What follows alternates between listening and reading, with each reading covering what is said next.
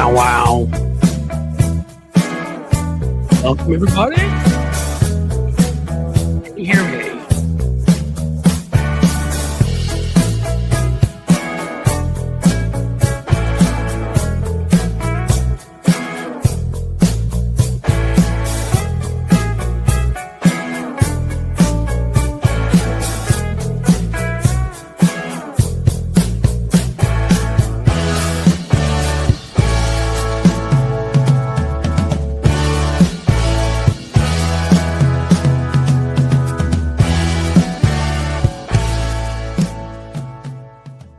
Do with this world of ours? I blame Trump. It's somehow Trump or Russell Vought. I don't know. Those fuckers. Somehow it's their faults because this was working at the beginning and then it just stopped working on me. It's really like, I don't know. I guess I need to do a laptop, maybe the plug-in, because I think the microphone is obviously fine. Did you hear anything I said where I welcomed you to the wonderful, wonderful Queen City of Cincinnati? Did you catch that part? Did you catch the part where I also told you that we're going to have a fine, if you will, broadcast today? Did you hear that? Whatever. You're hearing me now. That's what matters. I mentioned Russell Vought because we're going to be talking about him, that creepy weirdo who I'm trying to remember who had the quote. Somebody said that he had been thinking about this since puberty, which tells me that guy must have had a really, really exciting high school years. A lot like JD Vance is probably kind of spending a lot of time stuffed in a locker and having his lunch money taken away and then just decided to hate the whole world for it. I mean, think about that for a second. He's been thinking about cutting government since puberty. Like, didn't he have a hobby? Like, didn't he watch football or baseball or listen to music or, he's looking at Russell Vought. He doesn't really look like he'd be into rap. So I'm going to guess that wasn't his thing, but country music, maybe. Didn't he go to NASCAR? Where he just kind of sat around with quadratic equations and things and was just obsessed with numbers because they were cooler, and then he understood them. He got their emotion better than he does when it comes to people. He could cuddle with numbers.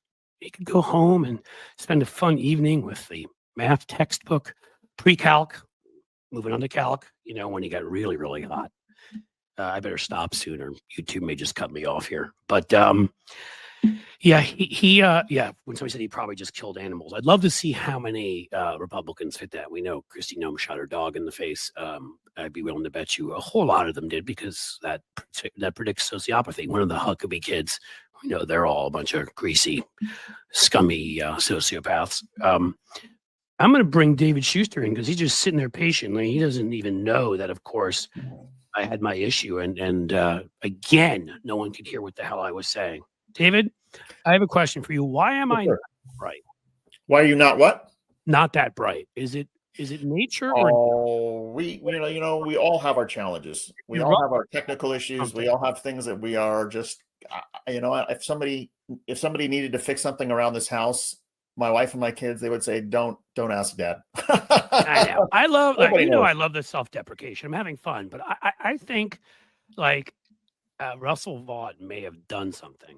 You know what I mean? I want to start a conspiracy theory here that Russell Vought spiked my water because he knew I was talking about him, and that somehow that led me to a deranged state where I turned off my microphone so I could not talk about him.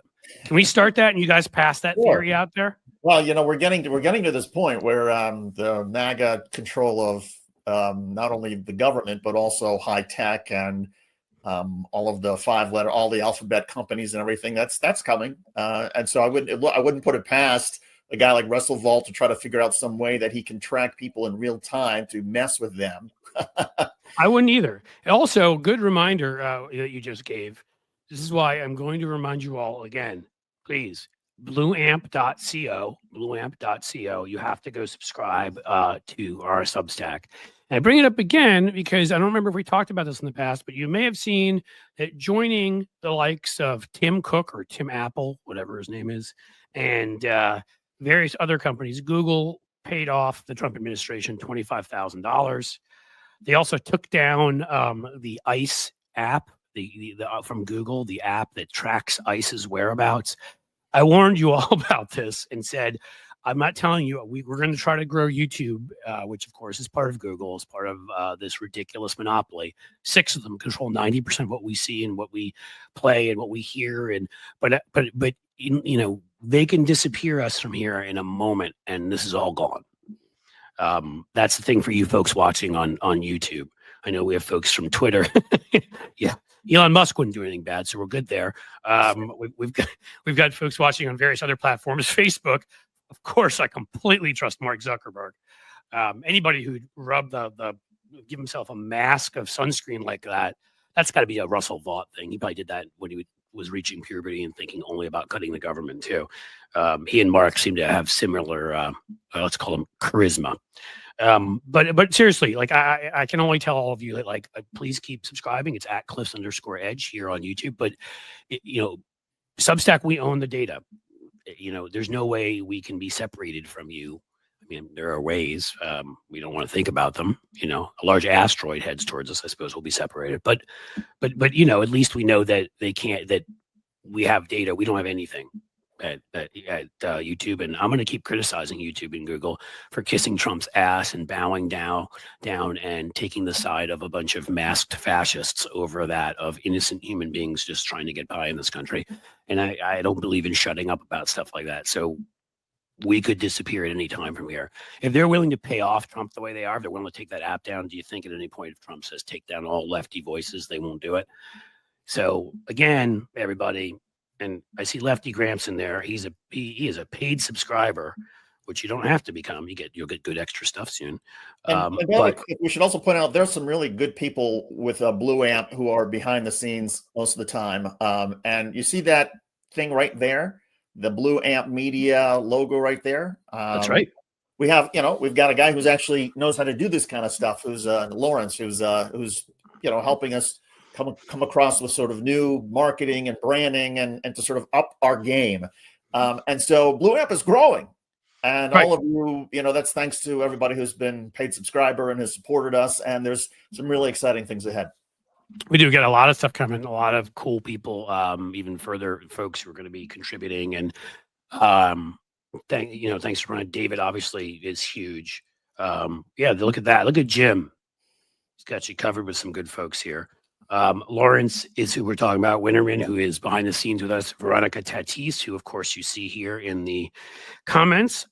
Look at that. Shout out to Lawrence. No, shout out to you too, Veronica, who honestly has been the backbone of our organization. And if she weren't organizing stuff, you guys can tell I can't even get a microphone to work. So worth taking that seriously. I also want to point out, because sometimes people will see us or get a vibe from something sort of based on our broadcasting and whatnot, and we can't control whether people like us or don't like us. But I can guarantee to everybody, we have some really great people, not just in terms of talented and skilled, but we have like the most decent human beings on the planet who are part of a Blue Amp. And you know what? It's sort of rare. And I think I've worked at every news organization possible, Cliff, every broadcaster out there. Yep. There are a lot of assholes, a lot of jerks that fill up all these organizations. And I would have to say that to a person, Blue Amp has really decent, kind, dignified, humanity-focused people. And it's not just about, growing Blue Amp, and it's not just about informing our audience, and it's not just about being self-sufficient, financial, and all that kind of thing. It's about working for the greater good. And I couldn't be prouder of the family that we have and that we're growing at Blue Amp. So, I mean, that says it all, right? Because David Schuster is I don't need to go into his resume again, although I might, but is an incredibly talented broadcaster, headlined shows and everything. And I can tell you, I've told this story often. I won't go into all the details, but there was a time where I was having to go and visit New York because my dad was hospitalized, and I'd only been friends with David for a couple of years at that point, and David was there every single time to meet me when I came in, which I can't say about everybody, and not that everybody should be expected to be there every time, but the point is that David's the guy off camera that he is on camera. Lawrence, to quote Lawrence, as I like to say, and now that's become, I think, one of our statements we will be making all the time. We are assholes for freedom. I would say we're your assholes, but we're not literally your assholes. I don't want you to think that. So don't look down. You're okay. but we're assholes for freedom in that we will fight against the bad people, and we'll be assholes while we're doing it. As if you read my pieces at Substack or hear me here, I call them all sorts of names because they have attacked my democracy. And as far as I'm concerned, my family, whether it's my family here at Blue Amp, whether it's my personal actual family, whether they're attacking all of us by taking away our rights and our freedoms and attacking our democracy and our economy, and they're doing all of that. They're hurting people. So I don't know how people can treat them with respect. I can't, and I'm not going to try to.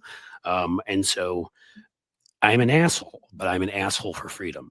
And we're gonna have to play off of that. I can't remember if it was like a Thomas Jefferson or Benjamin Franklin quote, something along the lines of "the clash of ideas is the sound of liberty." Well, we're going to change that slightly and say the farting on Trump are the assholes for freedom. And see, I mean, this guy was an MSNBC and CNN anchor. We got him making fart jokes on here. So I mean, really, what more in life do you want? I know what you want. You want us to get Wayne Besson down here. Yes. Has the deets, if you will, on Project 2025. And it's actually kind of scary. They are 50% of the way to where they wanted to be already. And you've probably noticed some of that stuff when you see like delays when our flights aren't taking off in numerous airports because, we got nobody working there. I went through that a little while back. We got stuck in JFK, and then they sent us over to LaGuardia and then back to JFK. There's nobody available because government doesn't matter, guys. We should all go back to the Little House on the Prairie times. Obviously, the bureaucratic state and all that stuff we built up after FDR has done nothing good.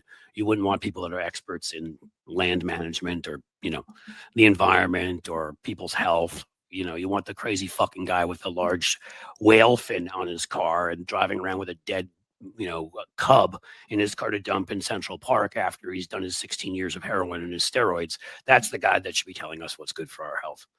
Right. All right. And with that, Wayne Besson, how are you? And welcome to the show. Great. Thanks for having me today. Hey, Wayne, good to be on with you.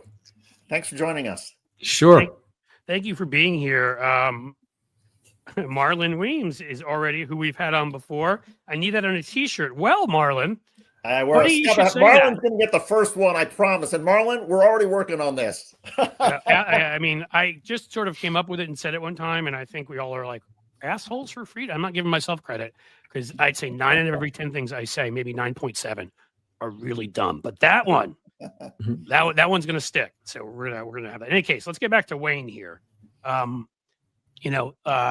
We need Wayne to tell us what has already been done, because the problem is that there's the bigger ticket items that people talked about, but there's so much hidden, in the print, because Project 2025, I mean, obviously Russell Vought had been working on this since puberty. He had a lot of time to think these concepts over when others would have been thinking of, I don't know, maybe, hooking up with somebody or playing a sport or, having a life. Not Russell Vought. He wanted to just ruin all of ours. So I'm not sure where we should start with this, Russell. Where do you think, Russell? Sorry, where do you think we should start with this, Wayne? Where do you think we should start with it? Well, the reason I did this is because, as bad as Project 2025 is in those 922 pages, if you look at the organizations behind it, it's much worse. Project 2025 is actually sanitized. What they really want in terms of their vision for this country and the world is within the organizations. And there's 114 of them that are on the advisory board. And it's an incredibly dystopian vision. And I want people to know what kind of world we're going to live in. And the choice is very simple. We can either be citizens of the United States or we can be subjects under a Project 2025 agenda. And I want people to fully, including conservatives, to know what this world is going to look like, because I don't think people truly understand the extent of the fanaticism and the zealotry that we see with these organizations that have signed up for Project 2025. And Wayne, at the fundamental heart of it, it seems like, is in order to save the village, you have to burn it down. Seems to be the operating theory for all of these organizations and for 2025 at large. Well, there are 3 different power centers, as I call them. The first one is Donald Trump, who's his own orbit. He's the cult leader who can summon the mob at any moment. And he's large enough to think objects do orbit him. So we yes, sorry, and growing every day. And And the second one is the Peter Thiel, Silicon Valley, that J.D. Vance is also part of. And they don't believe in democracy. They think they're the biggest geniuses that ever lived, and all of us are a bunch of idiots, and that they know better than everybody. So they don't believe in democracy. They believe they should be in charge. And the third center of power is Project 2025 and Russell Vogt, you were just mentioning. And all these organizations. Can I ask you quickly? Because Yeah. I think you and I talked on the phone before this too. I always sort of threw in as a fourth one, and they're interrelated and they cross the streams, if you will, which I learned from Ghostbusters was bad, but could destroy the universe. So that kind of works here.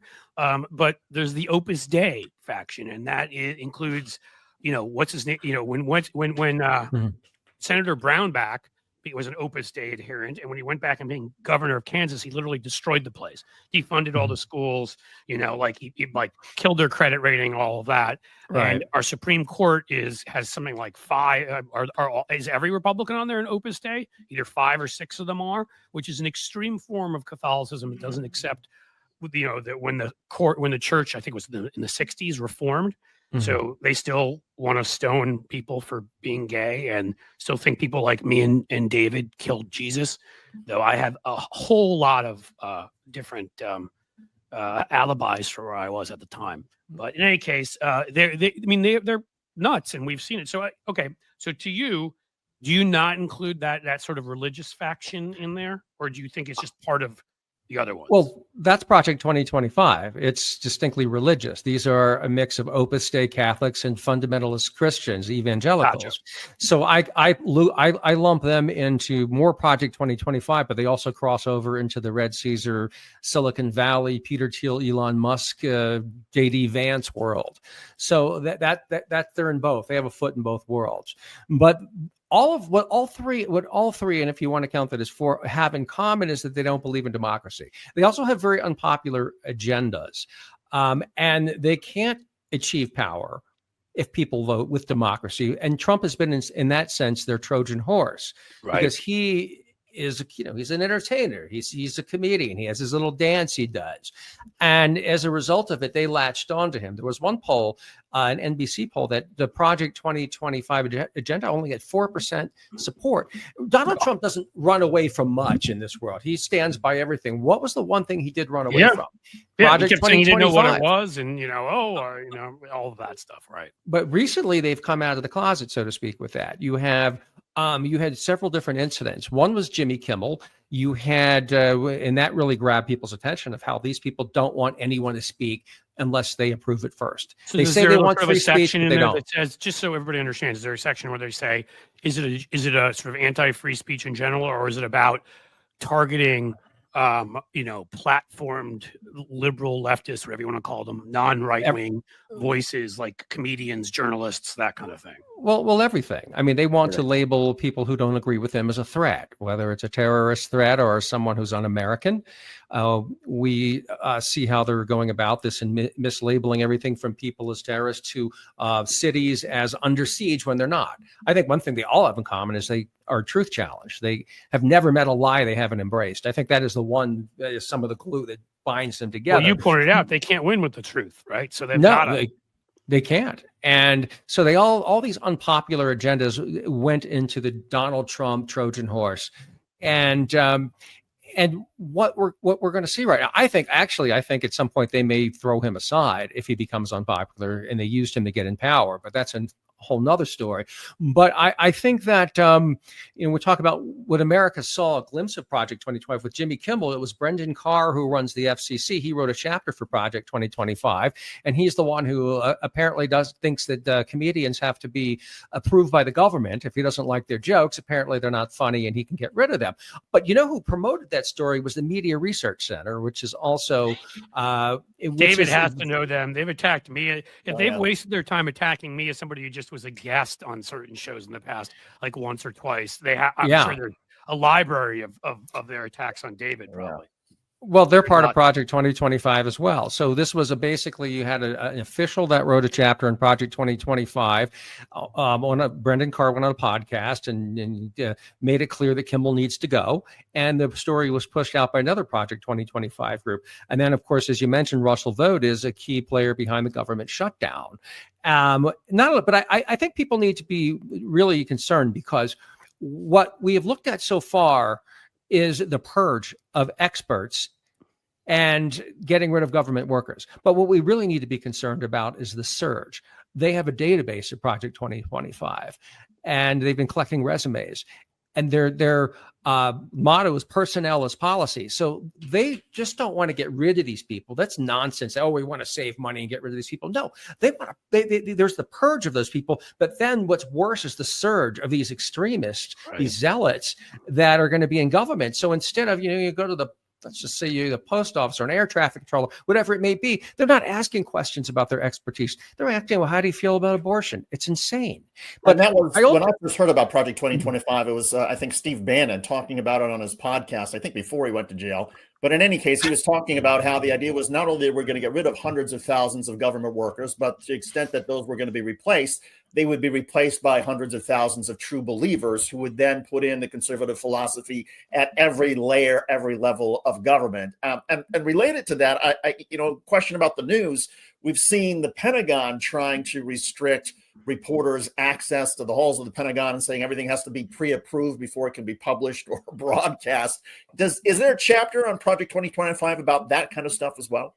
Yeah, there's a chapter on every single thing imaginable, and the 114 organizations that are on the advisory board, it's quite thorough. They represent everything from abortion to the media to judicial organizations to you have African-American organizations against civil rights. You have a lot of groups that are extraordinarily anti-LGBTQ. In fact, that is one thread that runs through all of these groups, whether they're business groups or media groups, whatever. They're all incredibly anti-LGBTQ. And I would say that the LGBT community must fight like hell, because there's no place in this world if they win full power. But I also think, we mentioned the surge of these fanatics that they're putting in place in all levels of government. There's another reason for that, and that is if they stage a coup, because that's what they want, is they want to be completely in charge.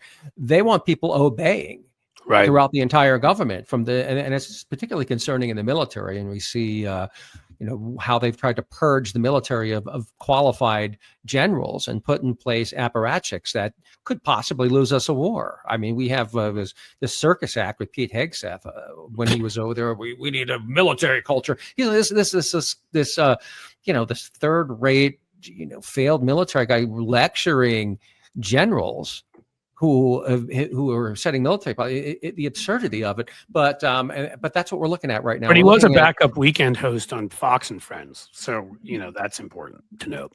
Well, that is important because that wins wars. The Fox sure does. What is the worst case scenario as you see it? I mean, there's some suggestions that if we were to face another 9/11, we don't have the proper people in counterintelligence to detect it. That if there's some sort of catastrophe with air traffic control, we're in trouble there. That if there's another pandemic, we don't have experts who can track that ahead of time. What do you see as being the absolute worst scenario given this surge of true believers and fanatics who are not experts in the agencies that they're assigned to work? Well, I think that might be their downfall, because you can only cheat reality for so long. You can't get rid of people of the National Weather Service and hurricanes are coming and they're not predicting it. You can't. Now, there are certain things that you can't lie about, and you can't put in unqualified people. I think we have Hegseth flexing his muscles as he's blowing up speedboats with alleged drug dealers off the coast of Venezuela. Oh, okay, great. We have him invading Chicago. Yeah, real tough guy. But as he's doing that, China is advancing at a rapid pace with everything from drones to chips to their Navy is outpacing us.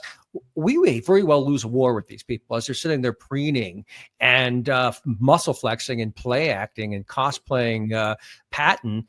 Well, what happens when a real war comes, or with Russia? I mean, they're literally, we could be defeating Russia right now with just a little help, the way it's going. But we're not doing anything, and NATO's under threat because of our Department of War.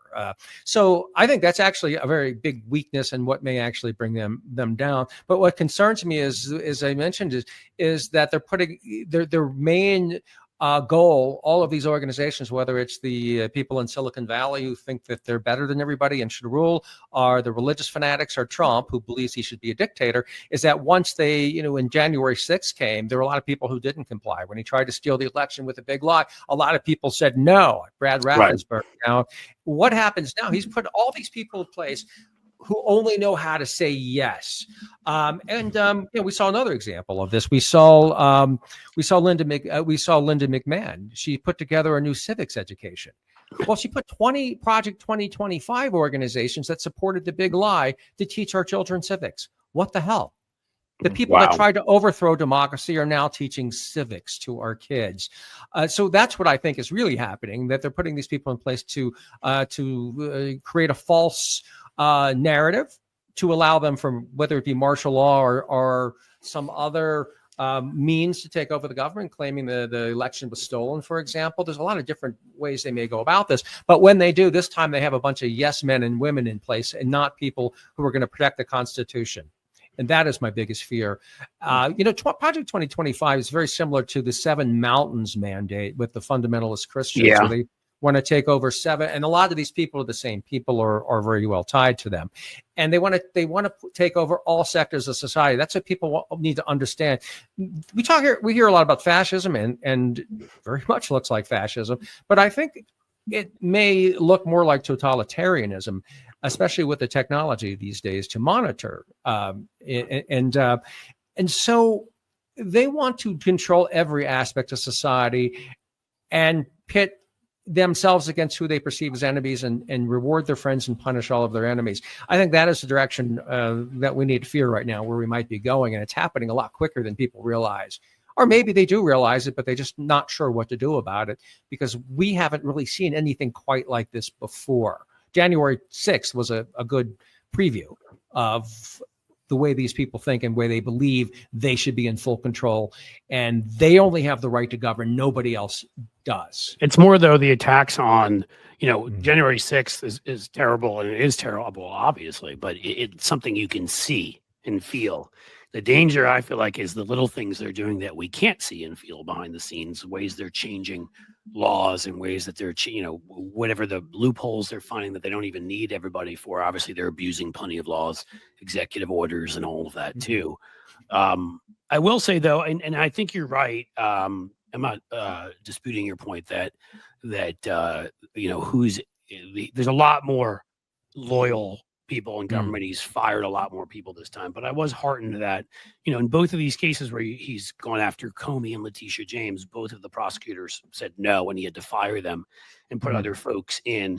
My hope is still we've got more of those that are there that are waiting for the right moment, or, whatever it might be, because clear, at least in people I spoke to, a few veterans and others, and stuff that I've read after that Pete Hegseth meeting, there were apparently a lot of those flag officers who walked out and were sort of the mind of, okay, what he's asking is stupid, but where it's legal, I'll do it, but I'm not following an illegal order for that guy.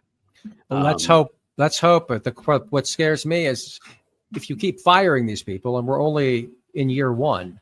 Well, if you keep getting rid of these people, at what point are there none left, or very few left? And that is when we have to be very concerned.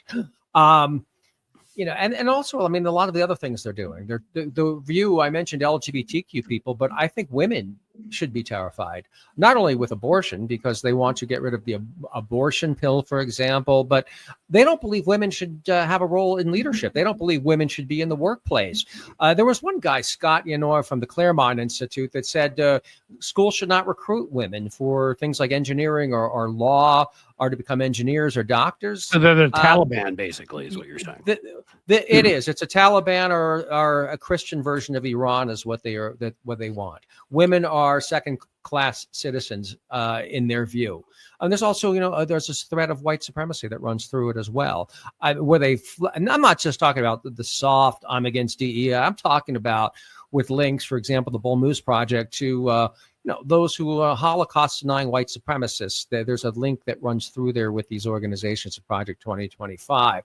There's also people don't realize that, they talk about the Great Replacement, this insane conspiracy theory where Jews are trying to pay for the traffic in immigrants so they can vote for Democrats, basically, is what they believe. It's insane. But there is a great replacement. It's their great replacement. They want to get rid of immigrants, and then they want to legalize child labor to fill these hard labor jobs.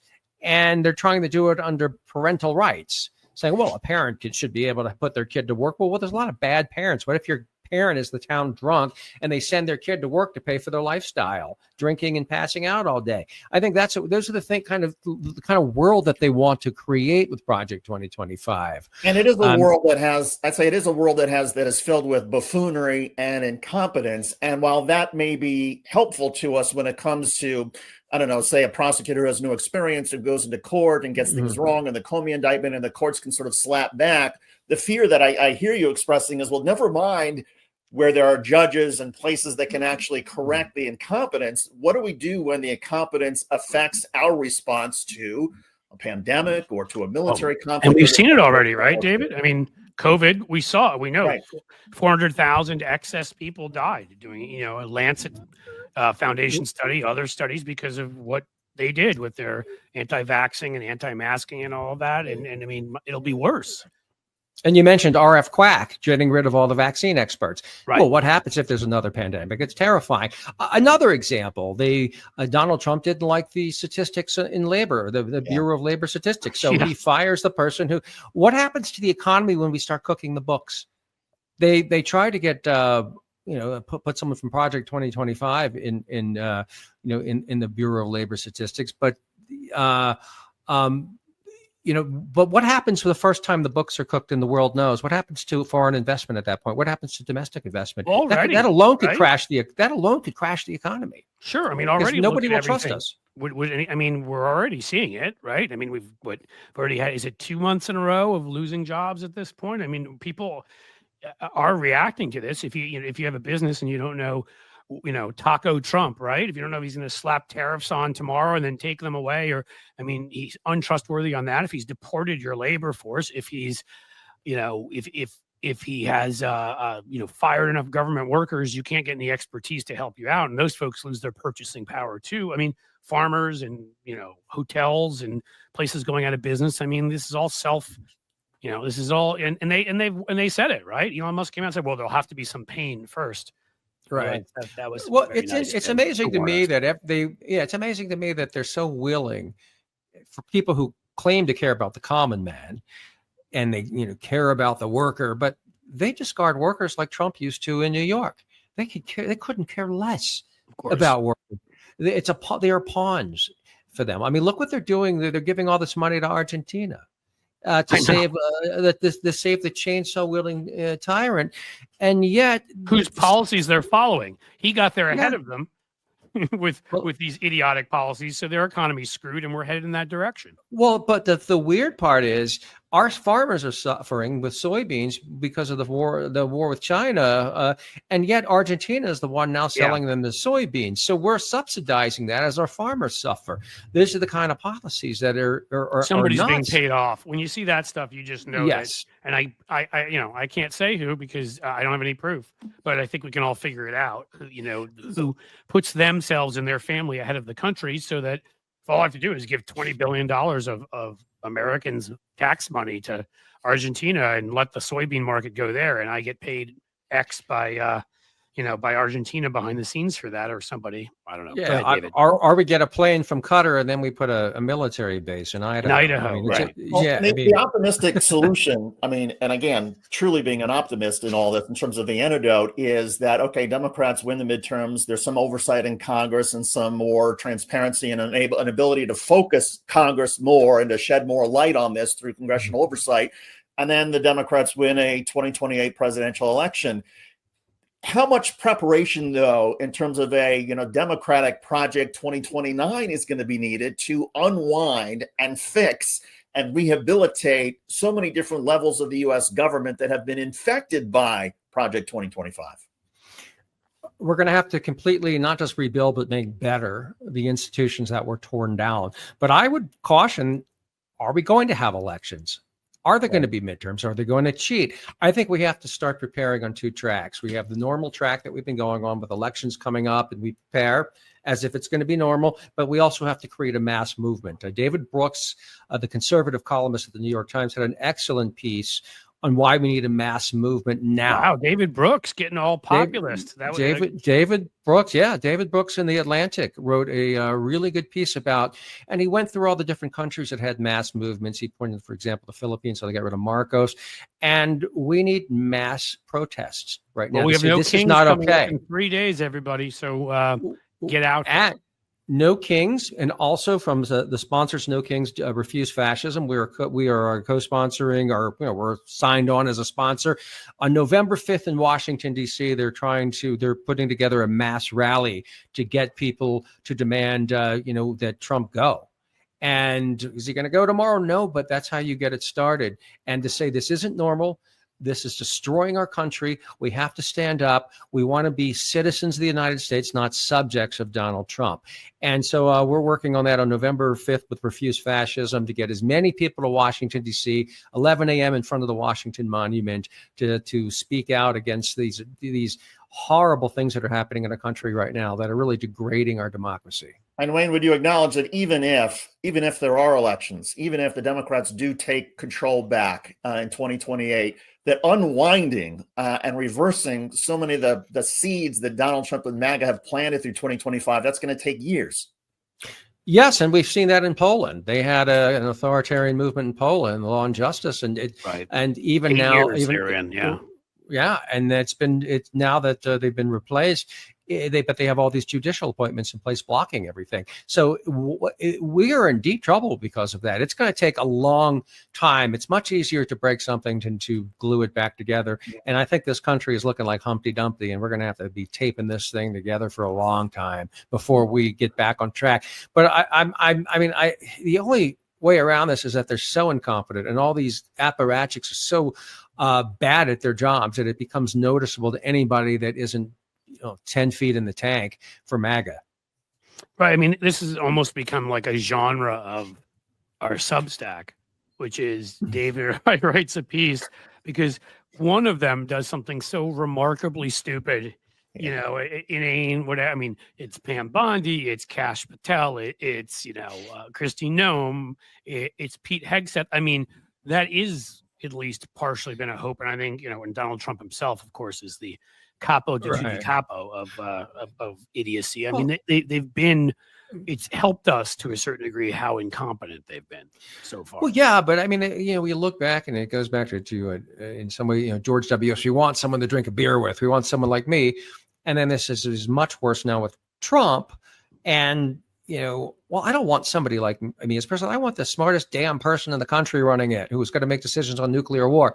But they have this idea, well, the elites are screwing us, and so we need people like Kristi Noem. So they have a bunch of, they have a bunch of village idiots, for lack of a better term, running this country right now, and it's humiliating and it's embarrassing. Every time Trump meets with a foreign leader, you have to go. But the models for this country that they really want, they've made it very clear. It's both Russia and Hungary. The right that's what I was is going to say before when you brought up the elections is Hungary, especially. That's why I think there will be elections. That's not my concern. Is more they're so tilted in their favor because Hungary keeps the appearance of what is it called, competitive authoritarianism, and so that's more my concern is that we ensure that our people can actually vote. Those votes can be counted because I think they're going to try to keep the appearance of elections so that they, because they're worried there would be a mass movement against them otherwise. Yeah, I agree with you. They will keep the appearance. But I mean, even Vladimir Putin goes through the motions. So, and nobody believes that he's getting 80, 90% of the vote. But so I think that's the direction that they'll try to take. But it's possible that they will so embarrass our country by then and do so much damage, especially if they crash the economy, that they might lose anyway and they can't stop it. I hope that is what happens. Of course, that's kind of sad because that will mean that they really did great damage to the country. But I think it's inevitable if you look at their policy. I was going to say, I don't even think that's wanting it or not wanting it. No, we had on, and he was in the comments a little while ago. Marlon Weems, who's an economics expert, a week ago, and we were talking with Marlon about it. And I mean, if you're sitting here and you wanted to sabotage a economy that was working well, you would do everything that Trump's done. He's done everything to cause inflation, while at the same time cause the dollar to crash, while at the same time causing a labor shortage, while causing, like all these things he's doing at the same time are all meant to, it seems to me, to destroy the economy. And then you brought up Russia, then the billionaires get to grab the parts. When everything's cheaper, they get to grab it, whole industries and whatever. And I have to believe that's some of this. I do too. I think every action that Donald Trump and his minions take is for the private greed rather than the public good. Yeah. It's not a thing they do for the American people. It's all to stuff their pockets and gain greater political control. Yeah. Well, I mean, let's just remember what, what's his name? John Kelly, right? His chief of staff said. I mean, that's always the line that sort of perfectly encapsulates Trump. I called him Trunk. That's pretty cool. Trump, when he was walking with him in the in the military graveyard, and of course, right away he's like, I don't get it. What was in it for them? That is Donald Trump. He called them suckers and losers too, which of course is Donald Trump also. But the I don't get it. What's in it for them tells you everything, because in Trump's mind, he doesn't understand why would anybody do anything for somebody else. I don't get it. You only would do something that helps you. And so I think that is clearly, I mean, we don't have to guess, on some of the stuff. It's right there. The corruption and the obvious kowtowing to foreign leaders and certain domestic interests. I do think it's gotten worse, obviously, as you said, firing people, but we've had some, for people to have hope. We've had victories along the way. We've certainly had a number of judicial victories that honestly, I've been surprised by. Some of them were Trump appointees, certainly Bush appointees, people that were saying, no, this is too insane even for us. We've had some in elections that have been held. We have outperformed what the numbers say we should do by anywhere from about 8 to about 20 something points. We do finally. I'm just going to say my opinion on this, and people here know it, which is I think our House and Senate leaders have failed us and are weak and should be replaced. But now we got a bunch of people that are just not really, it seems, listening to them anymore, are going beyond them and speaking out and messaging and doing what we should be doing. Particularly, we have this sort of cast of U.S. Senate candidates, from, Planton there from Maine. I know Janet, what's her face, just got in, but the oyster farmer from Maine, we've got, there's one from Iowa who is fantastic. We had that school, the one that took on the right-wing school board member running in Florida. We've got, we do have people that are not from your usual kind of billionaires club or millionaires club running on the Democratic side that I think, Dan Osborne's running again in Nebraska as an independent, but okay, still, I mean, he's a working guy, Flander's a working guy. It's annoying me because there's a few others that I'm forgetting here, even though the establishment kind of supports him because they know he's our only chance. Sherrod Brown, who always sticks up for working folks. We've got some good people running. I know I was thinking of McMorrow in Michigan, who I think is outstanding. So we do have we have some people that have said flat out, I'm not going to support Chuck Schumer, or I'm not going to. And I think, to me, that you want to win, that's the way you get there. Yeah, I agree with you. I think that we've seen incredible weakness from Schumer. The messaging is as milquetoast as you can get, and I don't think it's very persuasive. I don't think it's delivered with enough passion. It looks like it was crafted in a Washington laboratory. I'm sure it was. And not only that, but I mean, it's like he skipped his message delivery session beforehand to make it at least palatable. So I think that we need leadership that is able to talk to the American people and be persuasive with both intelligence and passion that people identify with. And we have failed there. And we have to do better. And you mentioned some new voices that are coming out right now or speaking in a way that people can identify with. And that's how we have to defeat them. I think it's important for people, and it's very difficult, to remain optimistic and fight. We can't, and the reason is this: having spent day and night researching what the alternative is, this is a world we do not want to live in. Right. This is a horrible life of oppression, of poverty, of misery. And that is why we have to remain vigilant, optimistic, stand up and say, hell no, the power of no. We will not go there, and we are going to be victorious because there is no other option. And if I can feel that way after spending my days and nights reading about these hideous organizations that want to disfigure our democracy and want to create a Christian version of Iran, well, then anybody else can remain optimistic and stand up and fight too. But that is it. We have to fight to get in the game, and we have to have people to speak out like this show right now. I mean, telling the people. Yeah. I was going to say regarding the fight, and one more question for me here before I have to jump, and that is regarding the fight. Would you agree that the fight is not just against Donald Trump? Because let's suppose the Almighty says, "Okay, Donald, it's your time," and he's gone. He's got those purple blocks. JD If we're Vance, being honest, he's not looking great. So right. And would you agree that JD Vance is as much a proponent of Project 2025 and what the MAGA administration is doing as Donald Trump? I think JD Vance is much more into Project 2025. I think Donald Trump is about Donald Trump. He's his own orbit. What makes Donald Trump particularly scary. He's the cult leader who can summon the mob. Right. More than anybody else. They listen to. JD Vance doesn't have that power. But what he does have is he has these connections to Project 2025 and also the Silicon Valley groups. Yeah. And he is different than I thought originally. I thought he was like a Lindsey Graham or a Marco Rubio, somebody with a soul, like a credit card, that just wanted a better title on his business card and would do anything for it. But the more I researched, JD Vance is so steeped in Project 2025 and these ideologues that he is scary in his own way. But I don't know he'll have the cult. I don't know if he can rise to the cult leader status and summon the mob like Trump. But I do think in terms of crafting policy that can be more harmful, I think he will work with these organizations to create the kind of world they want, maybe more effectively than Donald Trump. Yeah, I don't see anybody who has that showman's ability. Yeah. Like when I really analyze all of them, if you were to analyze, I mean, again, it's a conservative form of charisma. I don't understand it. I find Trump repulsive, but it works for them.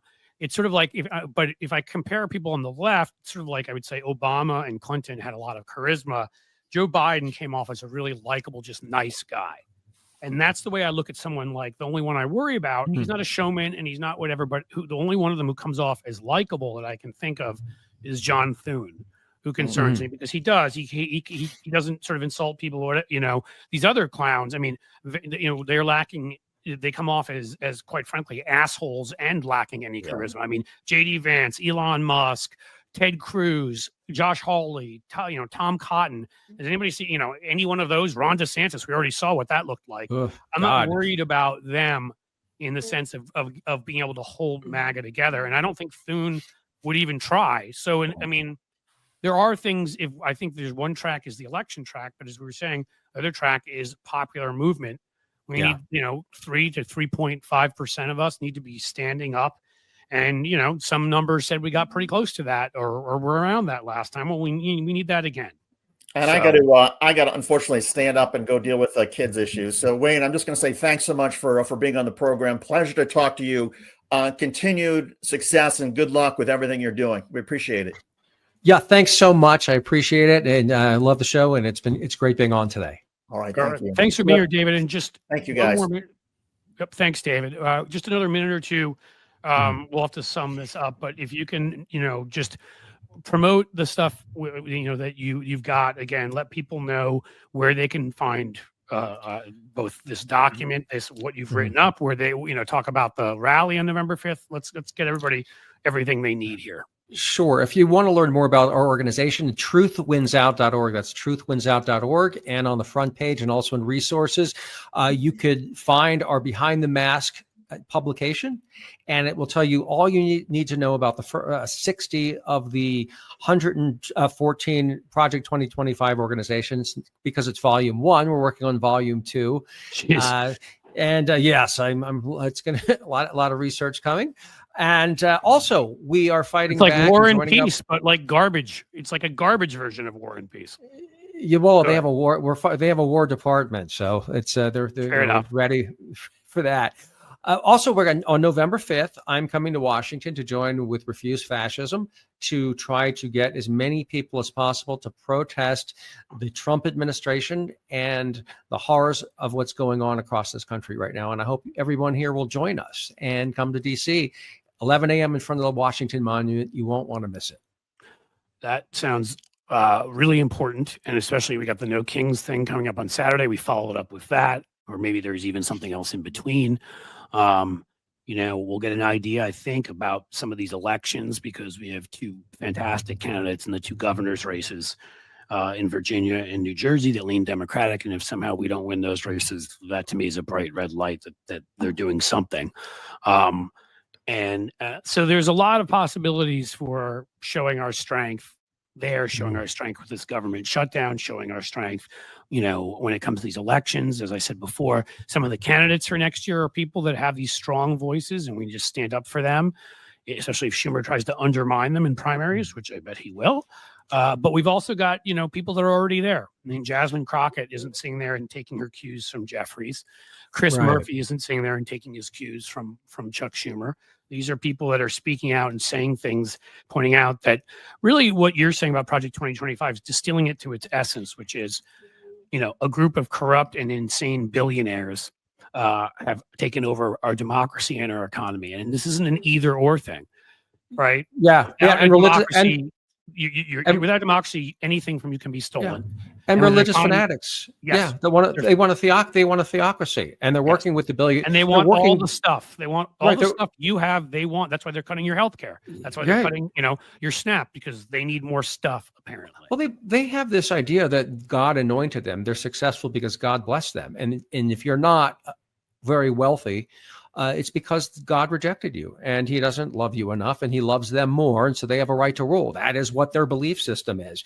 But I think it's important to remember they want to make us think that they are strong and they can't be defeated. But these are bullies, and bullies are weak. And these particular bullies, and these particular bullies are weak and dumb. I mean, just listen to them for 5 minutes. And we have to stand up to these bullies because, as every school kid knows, in the schoolyard, you have to punch the bully in the nose. And everybody trying to make deals with them, the media companies and the law firms and these universities who have sold out this country. Hell, this channel, we brought it up when we went on it. Google paid them off. Yeah, it's to me, that's one of the biggest surprises, how easily some of these people who in power fell and capitulated and tried to appease. It's pathetic. It's a disgrace. And they, by selling out this country, what they did, instead of standing up to the bully, they empowered the bully. And what they are learning, though, is that bullies don't back down. They just want more and more and more. They keep taking and taking and taking till there's nothing left. And so I'm hoping at some point maybe they'll realize that appeasement is a mistake. I don't know. It's not like we've ever seen that in history before, right? So I don't know where they get that. I mean, I'm sorry. I'm not a fan of violence, of war, and we're not talking about violence here. I'm just talking about in the greater sense of international war or whatever. But, in this case, I obviously was referring to Neville Chamberlain. That was a terrible mistake. But when people that don't follow the rules, that break things, keep not following the rules and breaking things, by saying, I'll make a deal with you, doesn't make them want to stop breaking things and breaking the rules and doing that. What makes them want to stop, as you just said, is when you punch them in the mouth.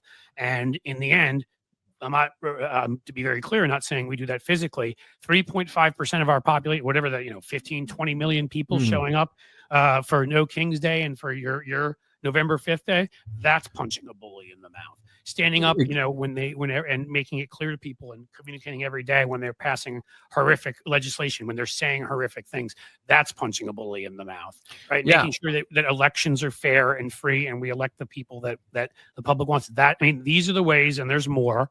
We've talked about more, we've written about more, but those are the ways you punch a bully in the mouth. Here. And I say the power of no. They want you to say yes. They want you to bend at the knee and say, no, I'm not going to do that. Whether it's a politician, whether it's in Chicago, J.B. Pritzker saying, we don't want you here. Or, he's been really Gavin great. Newsom. Yeah, or Newsom in California, standing up and saying and trolling them and making them making people laugh at them, because that's one thing bullies hate more than anything. Is Yes, getting well, laughed that's why at. this channel, we believe a lot in mockery and satire, Yeah. and we make fun of them, and because they it takes away their whole image of strength. And I try to communicate that to Democrats, to people who don't seem to get it, that there are times for righteous anger when they do something horrific.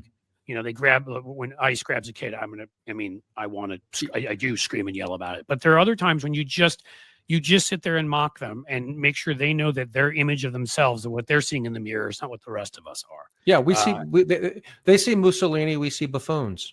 Correct. I mean and I think humor is very, very important, and that's why they went after Jimmy Kimmel. That's why Donald Trump so hates comedians, because he stands up like this, like a dictator, and they laugh at him, they mock him, and he has a psychic collapse when that happens. Yes. He cannot handle that, and so we have to keep doing that at every moment imaginable. That's how you're eventually going to win and beat these people. All right. Well, thank you for being here, Wayne. Again, Wayne Besson, go to Truth Wins Out. Is it truthwinsout.org?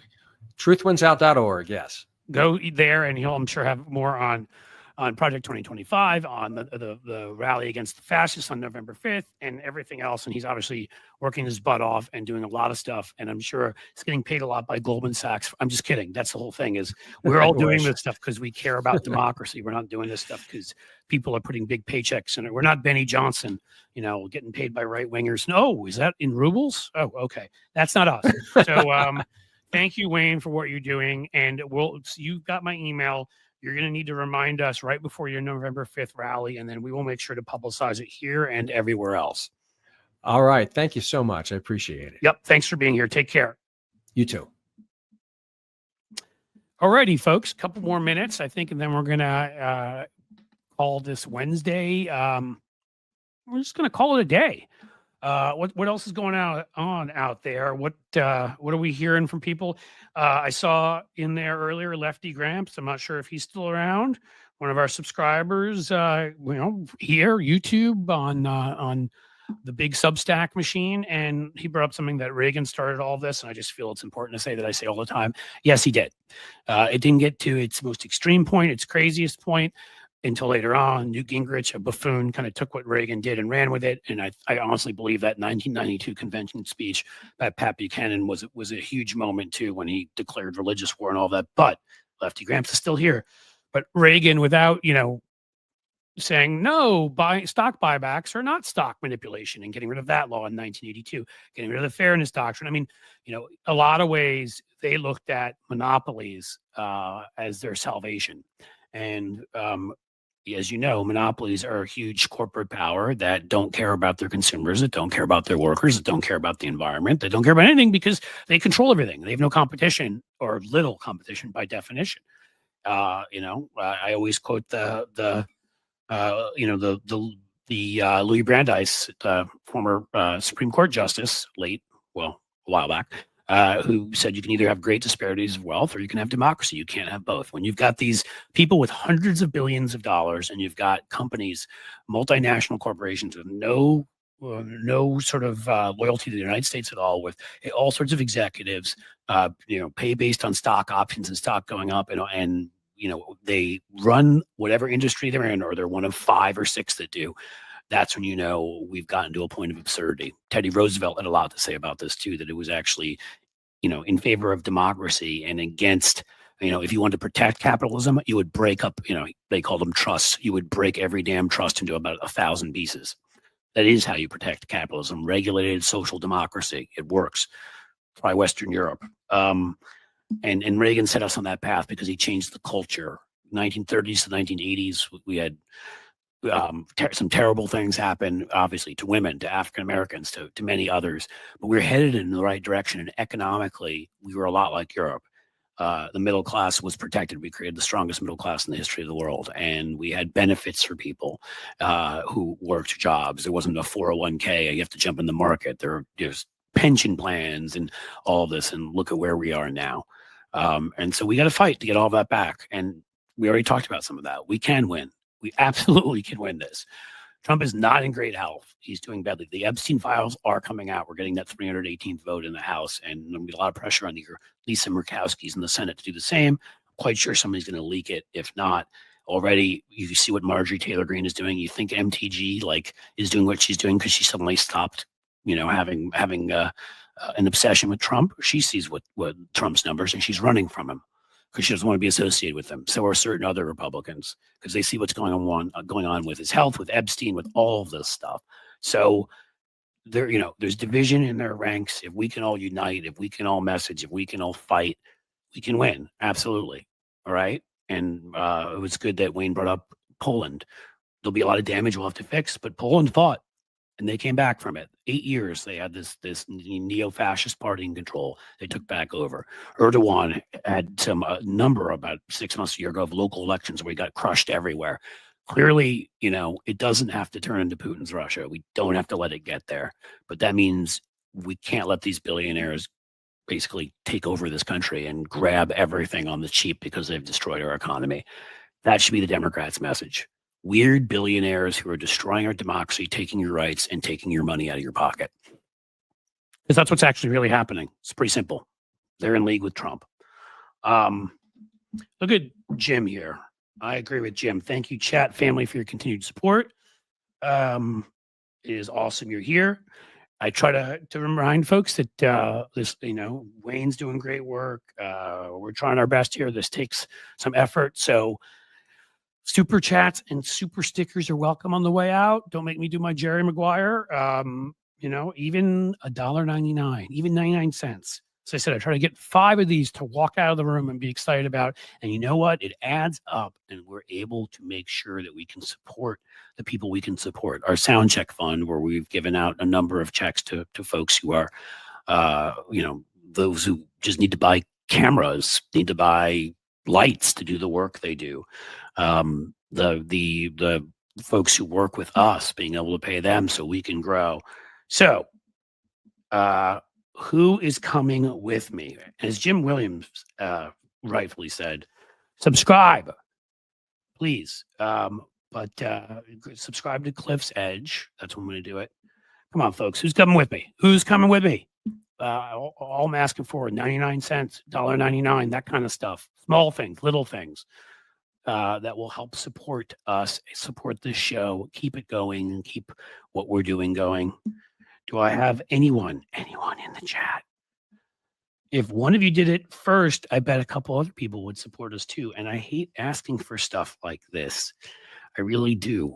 But we don't have billionaires. Thank you, Lefty Gramps, who also subscribes over at Substack. So he is supporting us in a huge way. And he supports us here every time and gets it started. And again, thank you for saying good show. I try to make this clear to all of you. I don't ever ask for anybody if it's money you need for rent, if it's money you need for food or whatever, please don't give it to me. I don't want it. But for the other folks out there, Mr. Android coming through again too. Thank you, my friend. Lights, cameras, whatever. There you go. $2.22. I'll take it and love it. See what I mean? $2.22. You probably spend more than that on what? You probably spend, depending on which cities you're from, 2 to 3 times that on a latte. That's the kind of thing that we're just asking for that helps us keep going. Some of you probably subscribe to the New York Times, God help you, or the Washington Post for $5, $6, $7 a month. We're not asking for that. Do we have anybody else here who wants to come in and help us along on this path before I bid you a fond farewell? It's only our democracy, folks. Not too much. All right. I was hoping we can get 3 more of you, but so be it. It's going to be a little bit more difficult this week. But thank you, Jim. Thank you, Lefty Gramps. Thank you, Cynthia. Thank you to Mr. Android. I appreciate your guys, particularly your financial support. I appreciate you guys who have jumped in and helped us moderate. And I think we have reached the end of the program. So I hope you have a great Wednesday afternoon, evening. Thanks for joining us. And you know, as we say around here, as the sun sets slowly into the west, I bid you a fond farewell, folks.